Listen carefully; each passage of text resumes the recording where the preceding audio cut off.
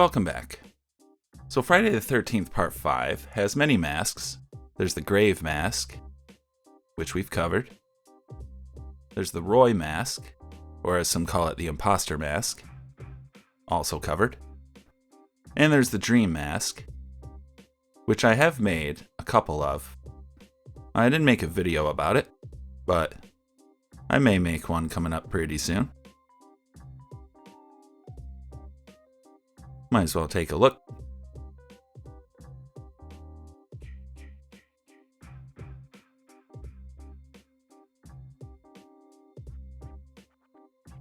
There's also the Poster Mask, not to be confused with the Imposter Mask.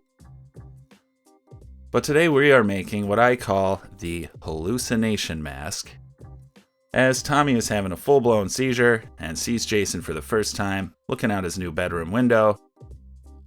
And this mask is quite rare because it only appears for a few frames. You don't get much time to look at it. And I made a huge controversy recently by suggesting in a Jason group that the Part 6 mask was based on the Part 5 Hallucination mask. You would not believe the backlash that I got. So many people coming out of the woodwork saying, oh, it's supposed to be the Part 4 mask. Let's take a look at that. How is this the hallucination mask? I don't see it. What did Jason do? Walk through a car wash? Did Tommy scrub off the mask and do a little rehaul on the Part 4 before hitting up the cemetery? I don't think so. My main point is that the Part 6 mask was influenced by this mask. And look, the straps might be different, but it's got pop rivets. Man, I don't see how you could not see how these are the same mask. You big dildo. And really, it puts Part 6 into perspective, how creative it really is and how much of a reboot it is for the series. And you've got Jason resurrected, running around. He's wearing the mask that Tommy hallucinated in Part 5. That's a work of creative genius. I don't know who came up with that idea, but I think it's safe to say Tommy made the mask. It's not the Part 4 mask. It's a completely different shape. Now, someone else brought up that the hallucination mask and the grave scene mask are the exact same mask. He said it was just the lighting from the grave scene that made it look different. And it does have the pop rivets here on the outside, but I'm going to debunk the paint job thing. Take a look at the chevrons. Now you see the grave mask. It's quite irregular. Also, it's moving towards the right eye. And here's the dead center chevron that's a lot pointier on the hallucination mask. Get a good look at those. You'll see that either one was painted before the other, if it's even the same mask from the same shape. So we're making this mask for our buddy Mark. He is a scary Jason. So we want to do a good job so he doesn't show up at my house with a chainsaw. We're going to start out with a Part 5 blank and reshape it. I know there are other blanks for this purpose, but I'm liking the way this came out. This shape right here. And this time I remembered to wait on the axe cut. Always want to do the axe cut after you reshape, if you have to reshape a mask. It's looking pretty accurate.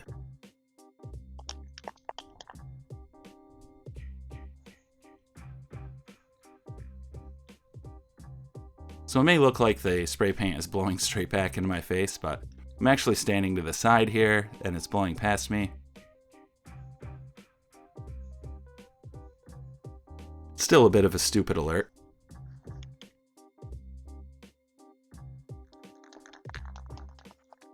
So we've done the inside with a flat white primer.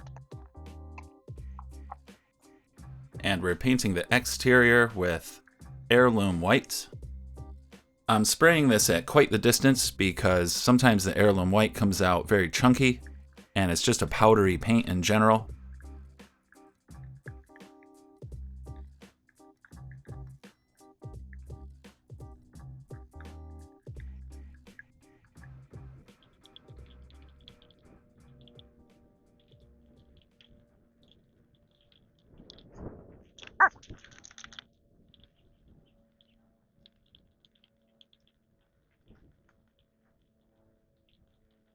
It's really a pain to have to fight the wind when you're spraying, but some days there's nothing you can do about it.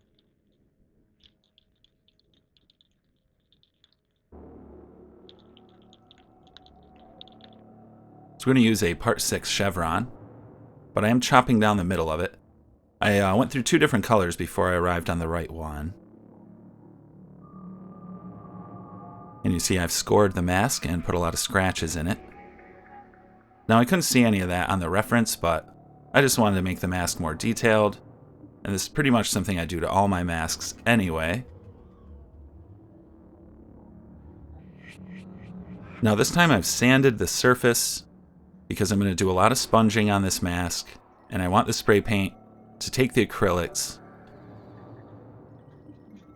and I don't want them sliding around all that much. Some more scoring. It's kind of indiscriminately going over wherever. Well, there is kind of there's a thing to it.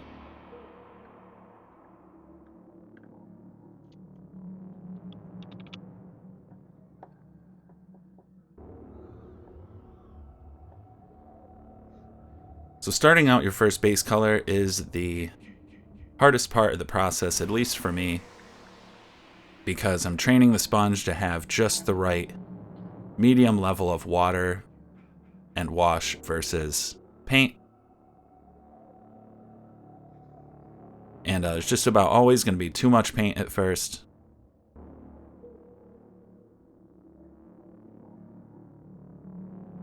And that's okay for the forehead. I'm going to make this forehead very dirty.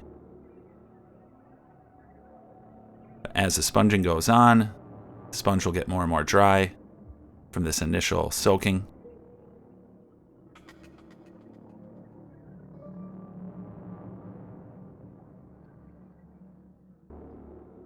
And as always with your sponging and your first layer, you're going to be taking a lot of paint off. Well, I don't know how you do it. This is how I do it. There are many ways to paint a mask, especially this mask with the references not being all that clear.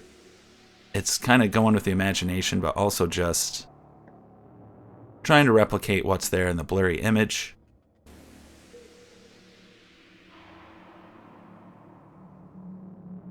So far, this is the same color. It's a mix of yellow ochre and gray. And I'm just building it up in certain areas according to that reference, if you can call it a reference.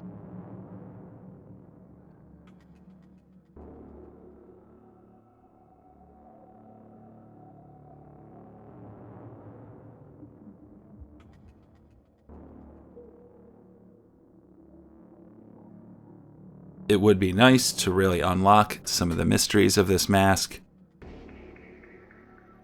but a lot of information is lost to time. Well, not really the information, but the masks themselves, especially from part 5. I believe you guys have heard me lamenting about that before.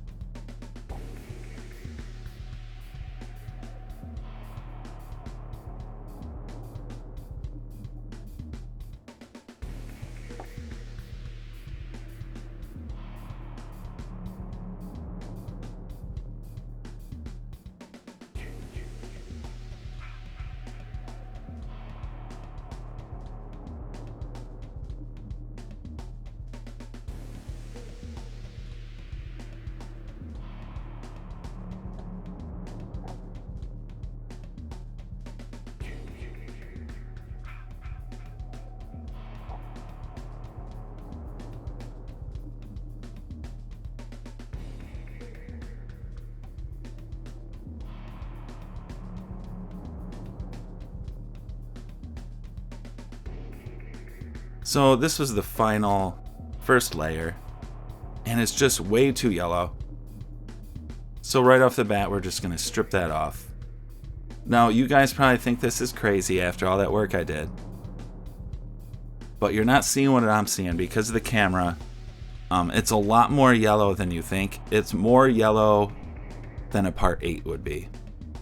And immediately I thought, that's not going to work. And with just a little water, acrylics come right off. I am going to leave little bits of it here and there. Just give it that undertone. That's more like it. Little more grayish. And it was still gray and yellow ochre. I just really leaned towards the gray with that mix.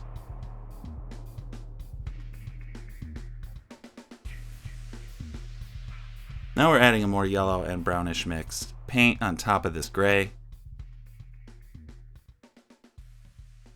And we're still building up from light to dark like we would any other mask.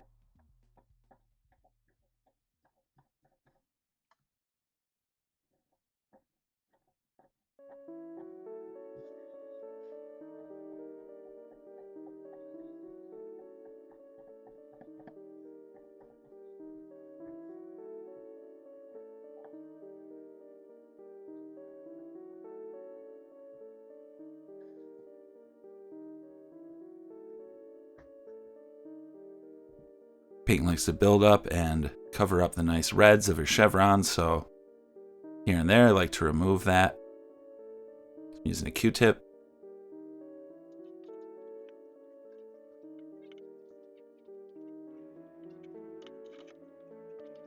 Looks like now I'm adding an espresso color.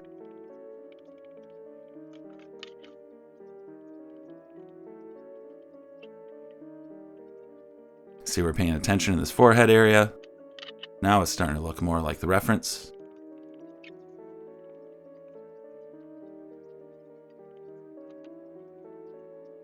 And is it exactly like the original? I don't know. But it looks good. Or at least up to my standards.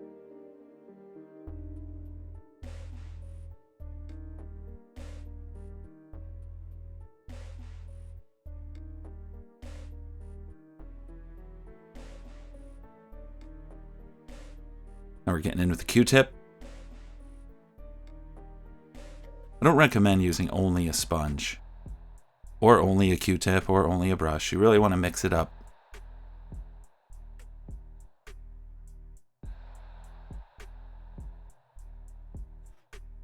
And a Q-tip with a little wash or a little water on it does wonders.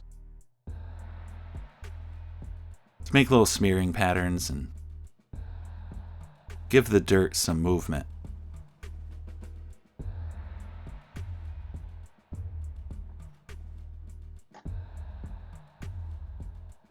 You always want to remember when you're doing weathering or weathered painting that you never want it to look like paint. Everything that you do is to destroy the look of it being paint. Removing brush strokes, I say as I pull out a brush.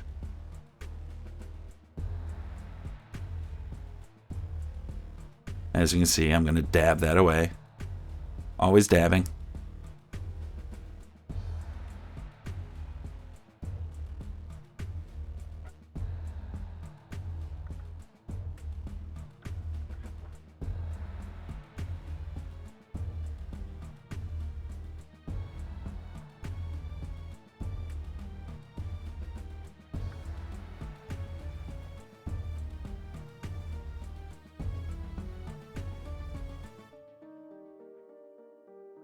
Water is your friend when you're making a mask.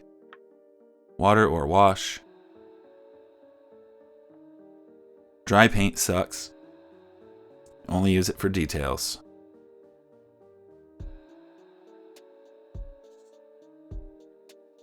So you're doing some little splats. And like with a lot of my masks, I'm doing the spattering of, what is it? Burnt sienna.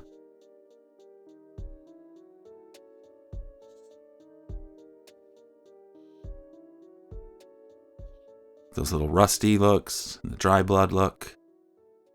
See, we've zoomed in with some more details here, and it's looking about done.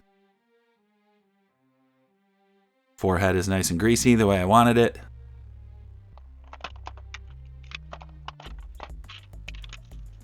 So I'm going to get to work on these unique straps, which are located behind the mask.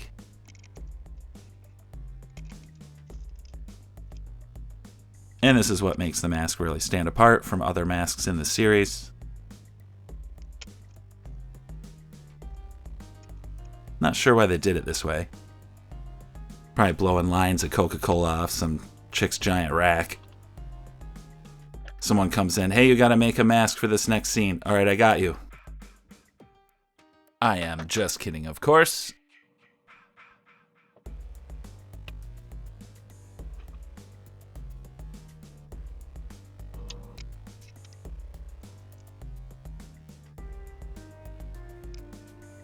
To put this little box in between the desk and the wall so I can just shove the garbage into it. It's pretty convenient. Want to be careful with super glue. As you see, it does squirt out sometimes. So I always roll it up away from the mask. This mask, of course, gets the eyelons.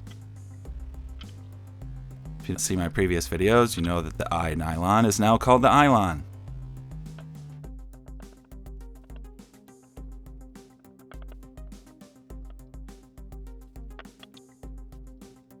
It's looking good. Do the second one as quick as possible. Just putting a ring of little droplets around the eye, pretty close to the eye hole. And dropping the eyelon straight down and lightly tapping it. As I've stated before, you get one chance to put that eyelon down. It's not going to move much once it hits. And while those are drying, I'm going to go straight into the foam pads, which I've been adding to almost every mask now.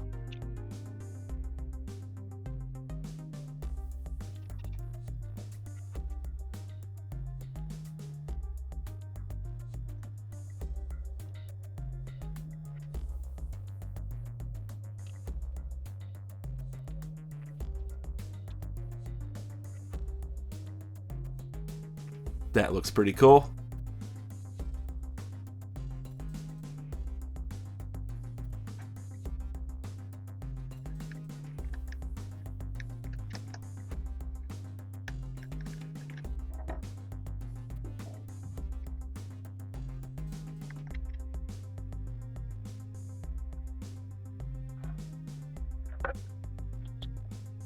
Here's my old pop rivet fastener. Rest in peace. Got a new one since this. I used the thing so many times that it broke. But it was still kicking when I made this. Barely, as you can see. Alright, we are done. Let's take a look at this thing.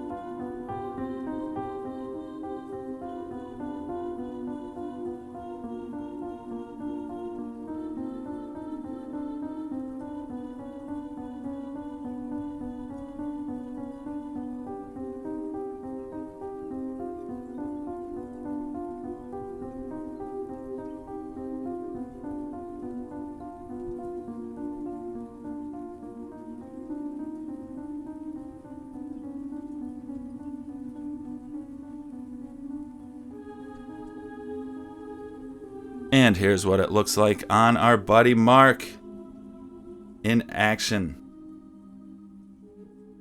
Thank you so much for watching.